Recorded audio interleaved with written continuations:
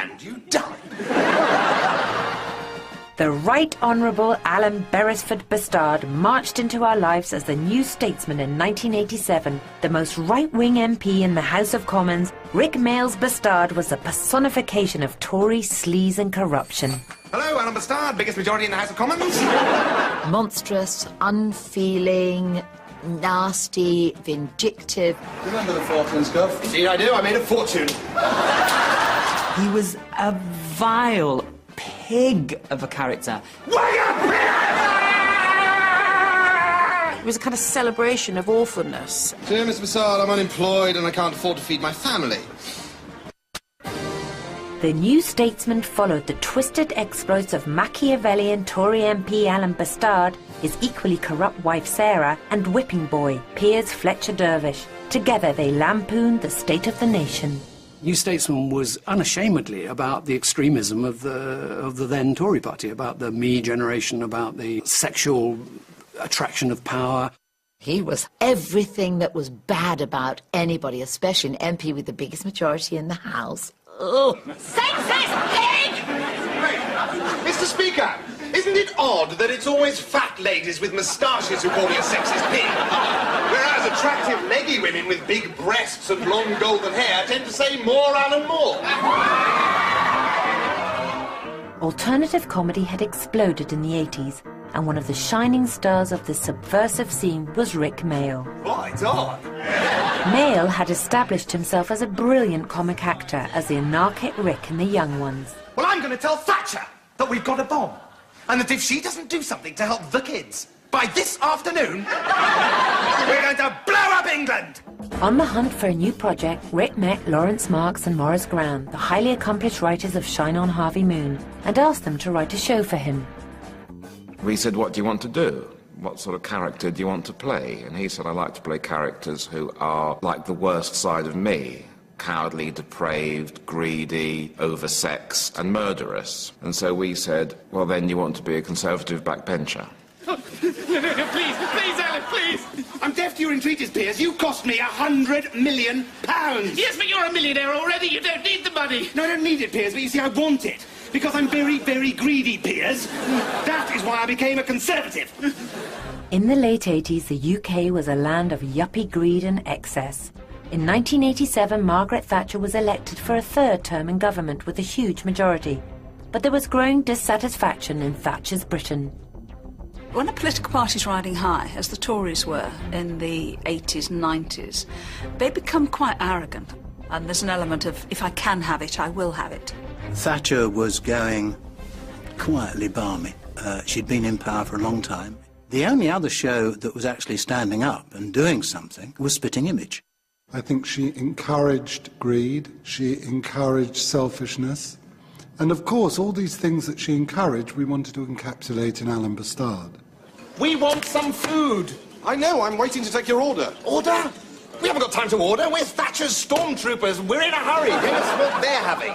Well, he was very corrupt. Here's £1 million for helping me bring off the greatest stock market scam this century. And he was very sadistic. Come on, get up, you little bastard, get up! But then he was just what we imagined every Conservative MP to be like. The reason he got into Parliament was because he had killed the Labour candidate and had severely crippled the Liberal candidate. Caslon, William Richard. Labour, intensive care. 3,237. Roper, Martin Cyril. STP, critical. 1,265. Rick is incredibly good-looking, incredibly talented, not only a manic comic, but also a hugely talented classical actor as well. So these two combine beautifully for Bastard. He pushed it absolutely as far as he could go, and he created a monster. You bastard! Bastard! The New Statesman's scathing betrayal of the government was to send shockwaves through the House of Commons. There were certainly members of the backbench Conservative side of the House who were very disgusted and absolutely appalled. The general feeling in the press was this might just do what No Drama is doing, and that is depict the present government in its true colours. Alan Bastard, rising star of the Tory right and parliamentary consultant to the Young Ladies Recreational Association, is named in tomorrow's Times as, I quote, a degenerate pervert who indulges in creepy sex parties with underage girls. What? The New Statesman courted controversy and bravely satirised all the political issues of the day, from the illegal sexual antics of elderly MPs. All right, sleazebags. Names and addresses. The Right Honourable Cyril Havisham Armstrong. To government blackmail and embezzlement. Well, what should we say, 1,000 a month for starters? For the writers, no subject was off limits. You unmitigated, unprincipled bastard. Yes, Minister. It was very brave, very irreverent, and sometimes legally challenging as well. Was I interrupting something, Alan? No, it's all right, Piers. You're as welcome as Geoffrey Archer at the Daily Star Christmas party. The lawyers used to send us down their pages of notes about lines in the script each week and said, do it, guys. Sarah! The odious Alan Bastard had the ultimate Tory trophy wife. Alan and Sarah hated each other, but needed each other even more. Alan wanted Sarah for status, and Sarah wanted Alan for money. It was a completely commercial marriage in the best sort of 18th century sense. See, a politician isn't dressed without a beautiful wife on his arm. We'll have to be seen at charity events, you know, visit geriatric wards and kiss babies. Nauseating prospect, but it goes down very well with the plans. But, darling, I think you're forgetting something. I loathe and despise you. The bisexual and promiscuous Sarah was played by Marcia Fitz-Allen, who had come to the New Statesman from a world of period dramas and domestic sitcoms. It's far more fun playing a villain than some little soppy, do-good type person. That's why I love playing Sarah, actually, because she was a baddie. Why did you tell Victor Crosby that I've got a small penis? Look, I'm sorry, Alan. I just bumped into him at Fortnum's tea rooms, and we got chatting, and conversation flagged, and your penis popped up. Sarah's life was really about shopping and fucking, really. That sums her up. Not only posh on screen, Marcia was in fact the daughter of the Duke of Norfolk, one of the oldest and most aristocratic families in Europe. Well, I think what Marcia brought to the role was the fact that she is from that class. I mean, so everything that she did was innate. The way she held herself, the way she dressed. She'd even tell us on the set, you've got the knives and forks wrong. So she was really our kind of gateway into that sort of world. Charcuterie, Daddy. Shark? Charcuterie. Cold meats. I used to hope that my parents wouldn't watch it. I used to tell them that it was on a different night, so that they, you know, particular scenes that I didn't really want them to see.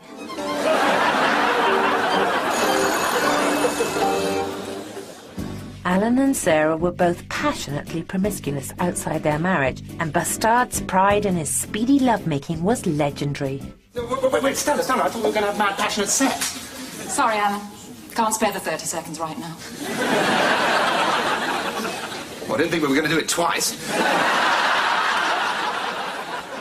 Alan would say the whole purpose of intercourse is orgasm.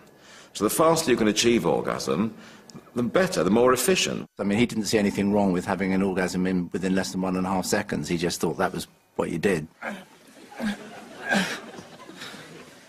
How was it for you?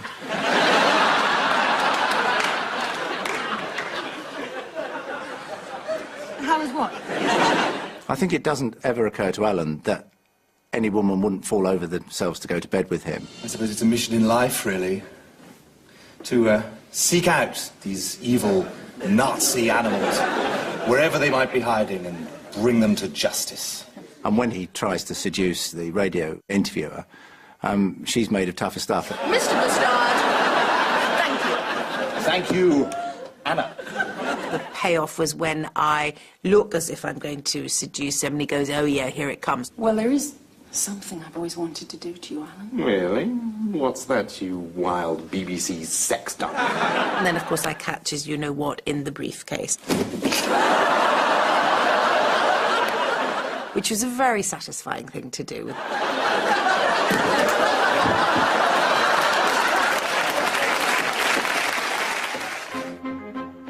Despite the initial outcry from older members of the House, the New Statesman was to have an unlikely impact on the very people it was lampooning. I think that the Tories rather liked him. Oh my God, I think the Tory MPs probably loved him more than the Labour MPs because the Tory MPs were so narcissistic. I suppose life's just too easy for me. You know? I mean, I'm incredibly rich. I've got the largest majority in the House of Commons, and if I was any better looking, people would suspect I was an android. I think one or two of them actually started playing up. They thought, well, if that's a success, maybe that's how I should be. Certainly the suits in the House of Commons got a little bit slicker, and the hair got a little bit longer, and the smiles got a little bit wider.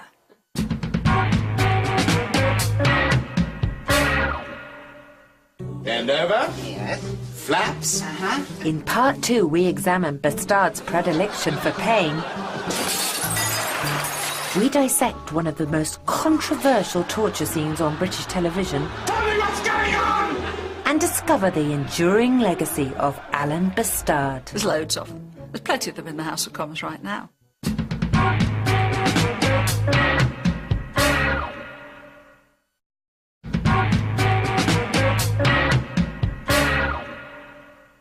I told you what would happen if you failed your French oral again. What? The savage wit and satire of the New Statesman turned British television upside down. Its riotous marriage of alternative comedy and traditional sitcom was an explosive success. Stupid trollop! I'm not a masochist, I'm a sadist. I pay to be here. Rick Mayall's portrayal of the corrupt Bastard cemented his status as a household name and allowed him to indulge in his dark side. Oh, thank you, Alan. Oh dear. Sorry, Alan. Oh dear, oh dear, oh dear. Rick wasn't afraid of the sadistic Satan side of his personality, and obviously that's associated with the Tories. Fingers.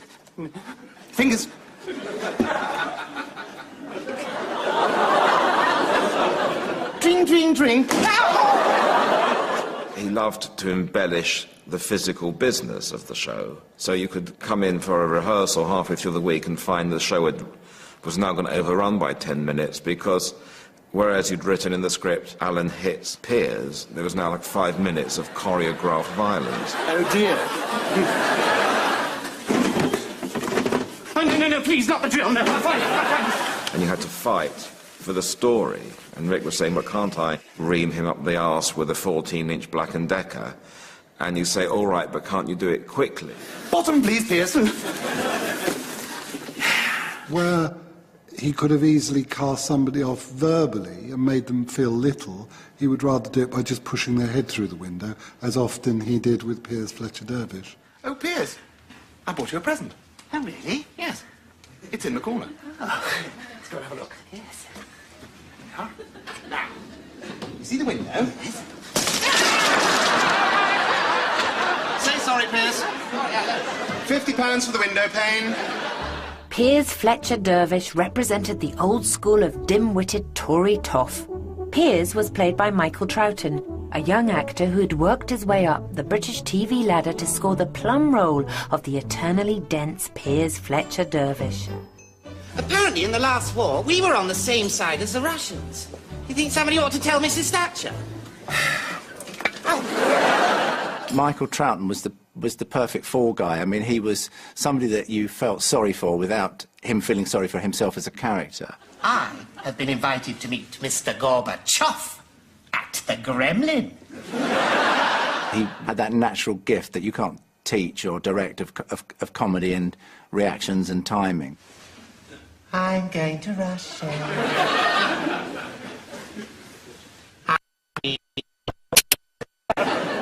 I'm going to have a Russian hand job. Helen, what is a hand job? Piers is a man who's a bumbling idiot and very much a character that we would recognise in the House of Commons. They're the kind of people that will always suck up to the leader, who'll always be the first to say, I'll vote for you, I'm there, you can count on me. Absolute absolutely brilliant! Not yet. Some of the more intelligent members of the House, and there are quite a lot, cringe at people like Piers. But people like Piers, not being intelligent, never notice. Despite Bastard's endless attacks on Piers, it was his handling of a soft toy that was to prove most controversial for the British public. You're Piers Bear, aren't you? You must know what's going on. He tells you everything. I think it's time we had a little chat. Mr. Bear? The torturing of the teddy was gruesome.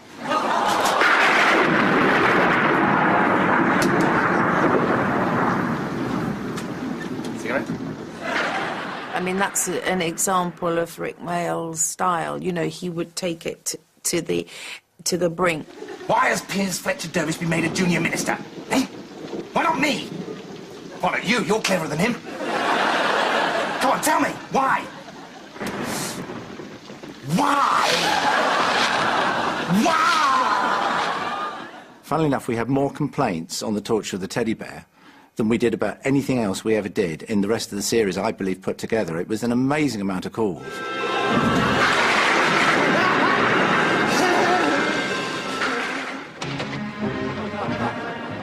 Unafraid of creating controversy, the New Statesman even dared to take on the leader of the country.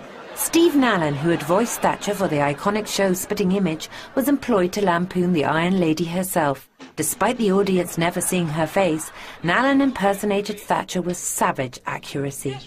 Steve Nallen had Margaret Thatcher to a T. The sort of squawky voice, the air of complete balminess. The party will never recover. Rubbish! The Conservative Party is bigger than one oversexed little member. Little? I think also there was an element of Margaret rather relishing all of this attention and feeling that it was confirming her preeminent position in British politics. Did you really think that I would let you get away with turning the Commons into some sort of tawdry advertising medium and upstaging me? I was just trying to be true to the spirit of Thatcherism. All you care about is number one. I thought that's what Thatcherism was all about. Get out! In 1990, the New Statesman was riding high. With the BAFTA and Emmy in their pockets, Marks and Gran started writing a third series. But in November of that year came the dramatic news that Thatcher, one of the main targets of the show, had been forced to resign. I felt happiness that she'd gone and we would see the back of her, at the same time realising the disruption it would do to the series, the episodes we'd written. It's testament to the programme that with Margaret Thatcher resigning and Major coming in, they still cracked on. Oh, Paddy, it's just so boring being a Tory now that Maggie's left. I mean, have you ever had a conversation with John Major? No. I'm not saying he's dull, but he is the only boy in history to run away from the circus to join a firm of accountants. With Major at the helm of the country, the New Statesman continued for a third series. But the prospect of writing another with the Prince of Greyness as PM was too much for the writers. We thought, it's a shame to waste such a great character. Where would you put him in order to do another series? And the answer seemed to be Europe, which was even more corrupt than Westminster. It did very well, but I think for us it was just out of its natural milieu. I think that was the thing. At the end of Series 4, a combination of exhaustion and boredom with the politics of the time meant the end for the New Statesman. I suppose it had run its course. It would have been awful if it had become overwritten and we'd gone on longer than we needed, whereas we stopped at the top, really. After the New Statesman, Marks and Gran continued their stellar career writing Birds of a Feather and Goodnight Sweetheart. Marcia Fitz-Allen went on to great success and still acts today. Michael Troughton also found success after the New Statesman, but in recent years has left the acting world and no longer wishes to appear on TV. In 1991, Rick Mayall had perfected his special brand of physical comedy in the Hollywood blockbuster Drop Dead Fred. Rick then continued his assault on the nation's funny bone in the violently brutal Bottom. Rick seemed unstoppable, but in 1998 he was involved in a near-fatal quad biking accident. He was very seriously ill. I mean, he was in a coma for some number of days. And we were all extremely worried about him. I mean, it was touch and go for a time. But he's recovered. He's very well, and he's gone on to do some stunningly good acting since then. Rick eased himself back into the business, and in 2006 the New Statesman was given one last outing when Alan Bastard was resurrected for a touring stage show as the architect of New Labour. The more cynical and the more manufactured New Labour seemed, the more likely Alan was behind it. Gordon Brown. What? He's only got one eye. That's one more than Blunkett. Rick Mail now concentrates most of his creative energy in writing and declined our invitation to be interviewed about his brilliant creation. But Alan Bastard's legacy lives on. If that is the will of the conference and a man is needed to save Britain, then I am humbly prepared to put myself forward. I think we could probably find little bits of Alan Bastard in quite a lot of members of Parliament. There's loads of them. There's plenty of them in the House of Commons right now. I hope they lose their seats, but they will be replaced by more candidates to be the next Alan Bastard. And stay with us here on ITV1 for a true timeless episode, The New Statesman, Peers of the Realm. Classic comedy next.